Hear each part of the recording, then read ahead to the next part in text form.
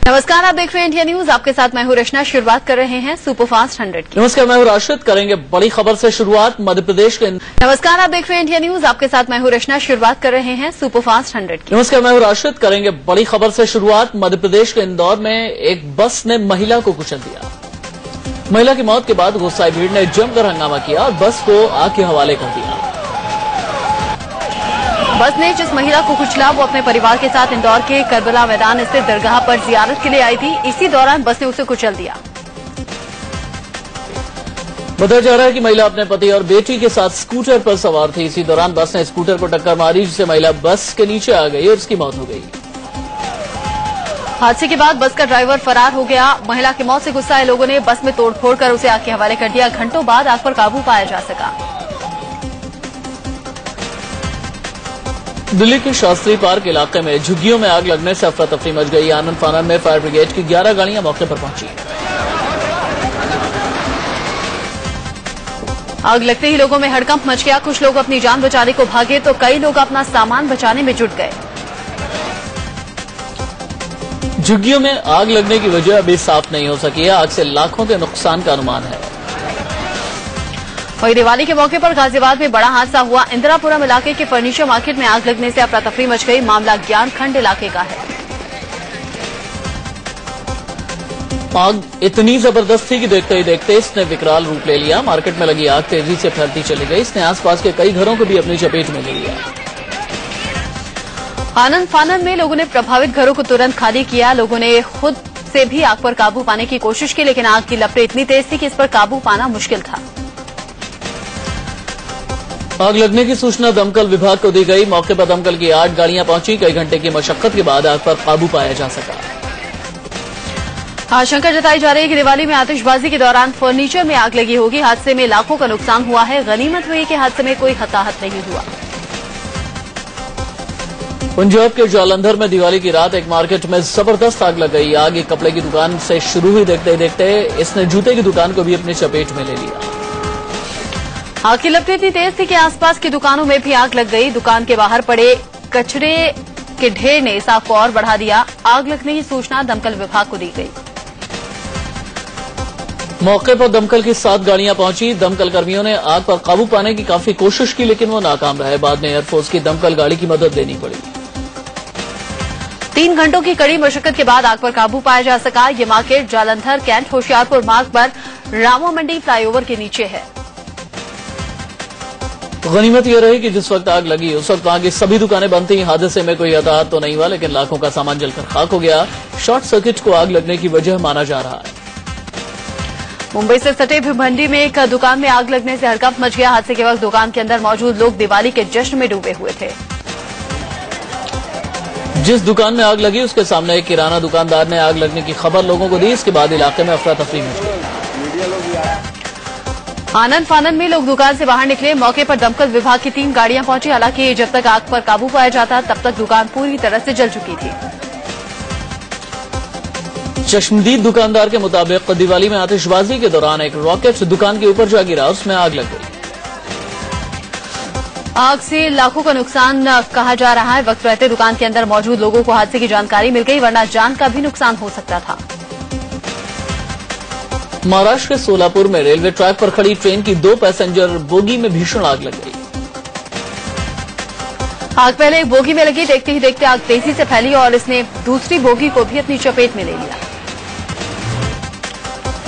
आग लगने की सूचना दमकल विभाग को दी गई। दमकल कर्मियों ने कड़ी मशक्कत के बाद आग पर काबू पा लिया।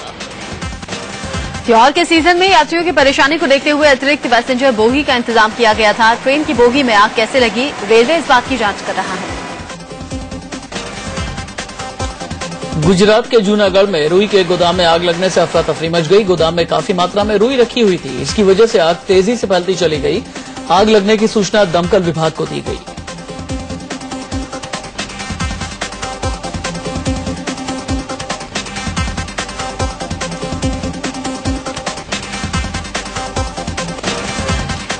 जोधपुर में ऑयल की दुकान में आग लगने से हड़कंप मच गया। आग से दुकान में रखा लाखों का माल जलकर खाक हो गया। शॉर्ट सर्किट के चलते आग लगने की आशंका जताई जा रही है। करीब आधा दर्जन दमकल की गाड़ियों की मदद से आग पर काबू पाया जा सका। एमपी के बटवानी में आतिशबाजी के दौरान देर रात 3 घरों में आग लग गई। 4 फायर फाइटर्स ने स्थानीय लोगों की मदद से घंटों बाद आग पर काबू पाया। आग से लाखों के नुकसान का अनुमान है। घर से बेघर होने की वजह से लोग परेशान हैं। प्रशासन नुकसान का आकलन कर रहा है। यूपी के बाराबंकी में एक नीली बत्ती लगी कार ने 2 बुजुर्गों को टक्कर मार दी, जिसमें एक शख्स की मौत हो गई जबकि एक गंभीर रूप से जख्मी हुआ। टक्कर इतनी जोरदार थी कि एक शख्स ने मौके पर ही दम तोड़ दिया, जबकि दूसरा शख्स कार की छत पर उछलकर आ गिरा। हादसा नेशनल हाईवे 28 के टोल प्लाजा पर हुआ। टोयोटा कार में यूपी सरकार का स्टिकर लगा था, साथ ही नीली बत्ती लगी थी। पुलिस आरोपी की तलाश कर रही है। देश के 4 बड़े एयरपोर्ट पर आतंकी हमले का खतरा मंडरा रहा है। अहमदाबाद, मुंबई, कोच्चि और कोलकाता एयरपोर्ट पर हाई अलर्ट जारी किया गया है। आतंकवादी एयर इंडिया की फ्लाइट्स पर आत्मघाती हमला कर सकते हैं। एयरपोर्ट अथॉरिटी ऑफ इंडिया को इस बारे में एक धमकी भरा पत्र मिला है, जिसके बाद सुरक्षा एजेंसियां सतर्क हो गई हैं। Bureau of civil aviation security के नई दिल्ली मुख्यालय को मिली चिट्ठी के मुताबिक आतंकियों के निशाने पर एयर इंडिया की अहमदाबाद मुंबई फ्लाइट और मुंबई कोच्चि फ्लाइट है, जो शनिवार सुबह उड़ान भरती है। गृह मंत्रालय को भी खुफिया जानकारी मिली है कि मुंबई, अहमदाबाद या कोच्चि एयरपोर्ट से आतंकी एयर इंडिया की फ्लाइट्स पर सवार होकर हमला कर सकते हैं। चारों एयरपोर्ट्स के लिए हाई अलर्ट जारी किया गया है। अलर्ट के बाद एयरपोर्ट पर सुरक्षा बढ़ा दी गई है। विस्फोटकों का पता लगाने वाले स्नीफर डॉग्स की मदद ली जा रही है। एंटी हाईजैकिंग यूनिट को भी अलर्ट पर रखा गया है। कोच्चि एयरपोर्ट को बम से उड़ाने की धमकी मिलने के बाद सुरक्षा एजेंसियों ने एयरपोर्ट की सुरक्षा और कड़ी कर दी है। हर आने जाने वाले की तलाशी की जा रही है। भारतीय सीमा और नियंत्रण रेखा पर लगातार फायरिंग कर रहा पाकिस्तान अब खुद को पाक साफ बताने में जुट गया है। पाकिस्तान की संसद ने सीज फायर उल्लंघन और सीमा पर फायरिंग को लेकर प्रस्ताव पारित किया है। प्रस्ताव में पाकिस्तान सरकार से अपील की गई है कि वो इस मुद्दे को संयुक्त राष्ट्र में और अंतर्राष्ट्रीय समुदाय के सामने उठाकर उनसे कश्मीर विवाद के हल में अपनी भूमिका निभाने का अनुरोध करना चाहिए। पाकिस्तान की नवाज शरीफ सरकार का दावा है कि 13 सितंबर से सीमा पर हुई फायरिंग में 13 पाकिस्तानी नागरिक मारे गए हैं। इसी को लेकर पाकिस्तान की संसद में प्रस्ताव पारित किया गया है। एनआईए के निदेशक जनरल शरद कुमार बर्दवान ब्लास्ट की जांच का जायजा लेने पहुंचे। उन्होंने 2 अक्टूबर को बर्दवान शहर के खागरागढ़ में हुए विस्फोट की जांच में हुई प्रगति की जानकारी ली। बर्दवान ब्लास्ट में जमातुल मुजाहिदीन के 2 संदिग्ध आतंकियों की मौत हुई थी। गृह मंत्रालय के निर्देश पर एनआईए इस ब्लास्ट की जांच कर रही है।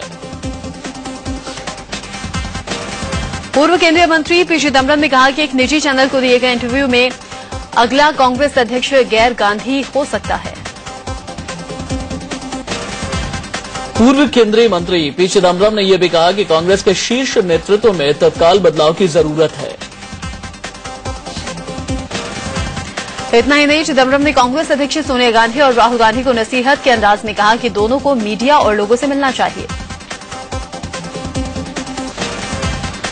चिदम्बरम ने काले धन की लिस्ट में कांग्रेस नेताओं के संभावित नाम के आरोप पर कहा कि अगर लिस्ट में किसी कांग्रेसी नेता का नाम है तो ये उसका निजी अपराध होगा। इससे पार्टी को शर्मिंदा नहीं होना पड़ेगा।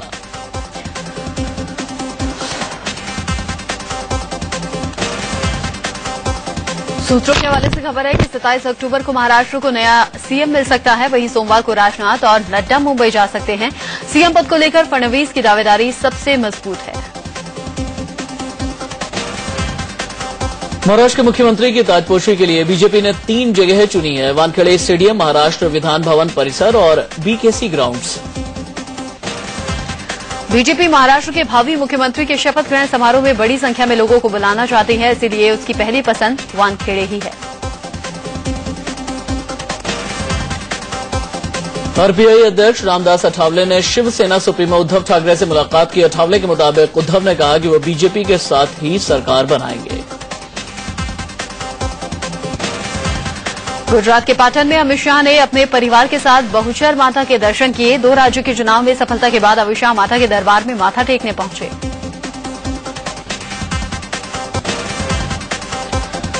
बीजेपी ने ओडिशा इकाई के उपाध्यक्ष अशोक साहू को निष्कासित कर दिया है। साहू पर सोशल मीडिया में पार्टी विरोधी बयान देने का आरोप है।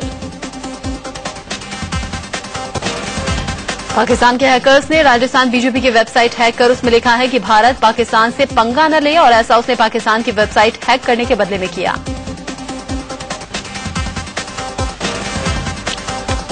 पीएम मोदी ने जम्मू कश्मीर के सीएम उमर अब्दुल्ला के स्वच्छ भारत अभियान से जुड़ने की तारीफ की है। सलमान खान ने उमर को इस चेन में जोड़ा। जम्मू कश्मीर में सीमा पर सैनिकों के साथ दिवाली मनाने पर आम आदमी पार्टी ने पीएम मोदी के इस कदम को सराहा है।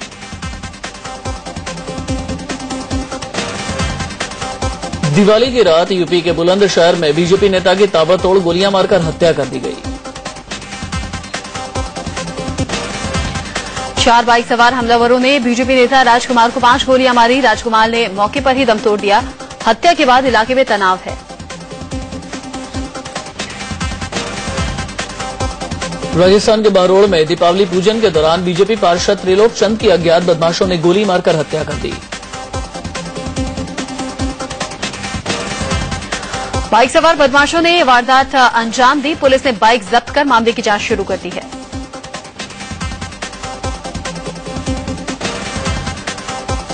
यूपी के फैजाबाद में राष्ट्रीय लोकदल के प्रदेश अध्यक्ष और पूर्व मंत्री मुन्ना सिंह चौहान के बेटे आलोक सिंह और सुमित को रहस्यमय परिस्थितियों में गोली लग गई।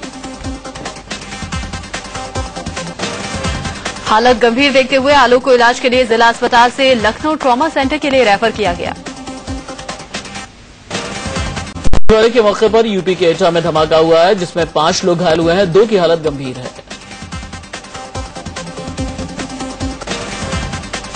धमाका एक दुकान के बाहर फुटपाथ पर हुआ। ब्लास्ट इतना तेज था कि फुटपाथ के पत्थर के परखच्चे उड़ गए और आसपास की कई दीवारें दरक गई। मेरठ के थाना लालकुर्ती इलाके में देर रात हुए जोरदार धमाके के बाद कई दुकानें जलकर राख हो गईं। धमाके में एक दुकानदार घायल भी हुआ है।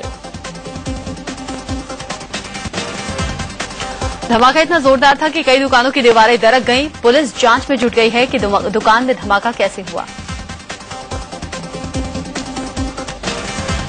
मुंबई के डीए नगर में अज्ञात बदमाशों ने 2 लोगों पर फायरिंग कर दी। हमले में एक शख्स की मौत हो गई, जबकि एक घायल है।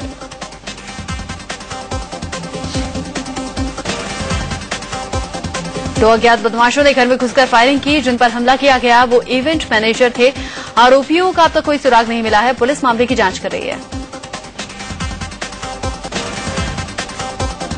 गुड़गांव के पालम विहार इलाके में एक शख्स ने अपनी पत्नी की गोली मारकर हत्या कर दी। आरोपी ने पत्नी को एक के बाद एक 9 गोली मारी। आरोपी फर्नीचर व्यापारी से घरेलू विवाद के चलते अपनी पत्नी की हत्या की। पुलिस ने केस दर्ज कर जांच शुरू कर दी है। पश्चिम बंगाल के मालदा मेडिकल कॉलेज हॉस्पिटल में 3 दिनों में 8 नवजात बच्चों की मौत हो चुकी है। ज्यादातर बच्चों की मौत कमजोरी से हुई। दिवाली की रात बिहार के नालंदा में ससुराल वालों ने एक महिला को जिंदा जला दिया। हत्या के बाद महिला के शव को गायब करने की भी कोशिश की गई। शव एक गड्ढे से बरामद हुआ।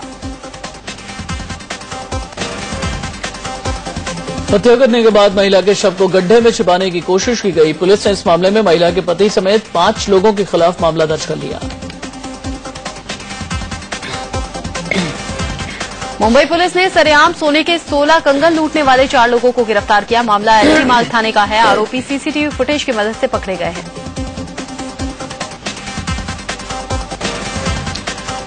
आरोपियों ने दिन दहाड़े एक शख्स का बैग छीन लिया, जिसमें सोने के 16 कंगन थे। बाद में सीसीटीवी की मदद से पुलिस ने इन्हें पकड़ लिया।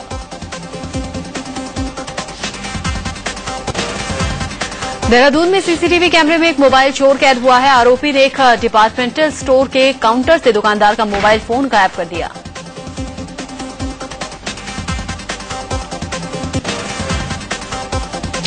लेकिन आरोपी की ये शातिराना हरकत सीसीटीवी में कैद हो गई। पुलिस अब सीसीटीवी के आधार पर आरोपी की तलाश में जुट गई है। यूपी के इटावा में नलकूप खंड के ऑफिस से 1.5 दर्जन बदमाश लाखों रुपए का सामान सरकारी ट्रक में लादकर फरार हो गए। बदमाशों ने सिक्योरिटी गार्डों को बंधक बनाकर लूटपाट की। स्वच्छता अभियान के तहत केंद्रीय शहरी विकास मंत्री वेंकैया नायडू ने विशाखापट्टनम में झाड़ू लगाई। नायडू ने दिवाली के बाद शहर में हुए कचरे को झाड़ू लगाने के बाद खुद उसे उठाया। उनके साथ कई स्थानीय बीजेपी नेता मौजूद थे। वहीं इंफॉल में बॉक्सर मैरी कॉम ने भी पीएम मोदी के स्वच्छ भारत अभियान के तहत झाड़ू लगाई। वहीं दिवाली में हुई आतिशबाजी के बाद सड़कों पर कूड़े का ढेर लग गया। दिल्ली मुंबई में भी पटाखों से हुए कचरे से सड़कें पट गईं। वहीं कोलकाता भोपाल में भी दिवाली के बाद जगह जगह गंदगी के ढेर लग गए। साथ ही आतिशबाजी से हुए धुएं के बाद हवा भी प्रदूषित हो गई।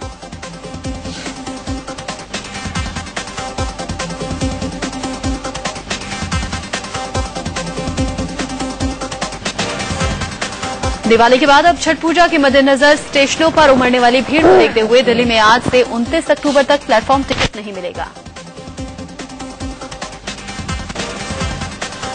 रेलवे के मुताबिक 24 से 29 अक्टूबर के बीच खास हालात में ही प्लेटफॉर्म टिकट मिलेगा। छठ पूजा के दौरान यात्रियों की संख्या बढ़ जाती है, इसके चलते प्लेटफॉर्म पर भीड़ हो जाती है। आज सूर्य ग्रहण है, लेकिन ये भारत में नहीं दिखेगा। आज होने वाले सूर्य ग्रहण का आंशिक असर होने का अनुमान है। आज देश भर में गोवर्धन पूजा और अन्नकूट पर्व मनाया जा रहा है। घर में गोबर के गोवर्धन पर्वत की पूजा होती है। कनाडा की संसद के परिसर में हुई गोलीबारी की सीसीटीवी फुटेज सामने आई है। फुटेज में हमलावर गाड़ी से बाहर निकलता है और फिर बंदूक लहराता हुआ ताबड़तोड़ गोलियां चलाना शुरू कर देता है। गोलियां चलते ही अफरा तफरी मच जाती है। हमलावर संसद भवन परिसर में घुसता है। पुलिस ने यह सीसीटीवी फुटेज जारी किया है। पता चला है कि हमलावर माइकल ज़ेहाफ कनाडा के अलावा लीबिया का भी नागरिक है। पाकिस्तान के बलूचिस्तान में बंदूकधारियों ने एक बस पर गोलीबारी कर 8 लोगों की हत्या कर दी। मरने वाले शिया धर्म का मानने वाले हजारा समुदाय के बताए जाते हैं।